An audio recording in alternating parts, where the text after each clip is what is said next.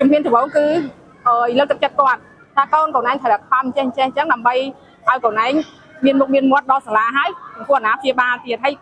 គិតជាសម្រាប់ខ្លួនឯងទៀតចឹងលោកគ្រូនិយាយទៅខ្ញុំយល់ឃើញថាពេលដែលមានកម្មវិធីប្រឡងចឹងអាចស្ទង់ពីចំណេះដឹងរបស់គាត់បានច្រើនលោកគ្រូ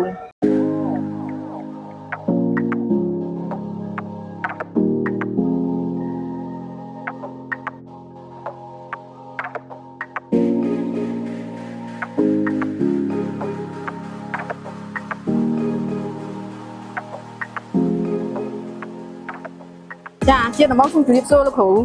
ចាខ្ញុំឈ្មោះវុទ្ធមូលីជាអាណាព្យាបាលរបស់គុណមនីវឌ្ឍនៈនិងគុណពិសិដ្ឋរាំងសីមានអារម្មណ៍ថាសប្បាយរីករាយដែលបានកូនមានកិត្តិយសមកដល់ទីនេះលោកគ្រូជាជំនាញដំបូងគឺអរគុណដល់សាលាដែលបានគឺថាបង្ហាត់បង្រៀនគាត់ឲ្យបានជាប់មកដល់ហ្នឹងលោកគ្រូចាលោកគ្រូរួមផ្សំពីសាលាផងពីពួកខ្ញុំជាអាណាព្យាបាលពួកគាត់ផងលោកគ្រូសំខាន់គឺពួកគាត់ទាំងពីរយកចិត្តទុកដាក់លោកគ្រូជំនាញដំបូងគឺលើកទឹកចិត្តគាត់ថាកូនឯងត្រូវខំចេះចឹងដើម្បីឲ្យកូនឯងមានមុខមានមាត់ដល់សាលាហើយគួរអាណាព្យាបាលទៀតហើយ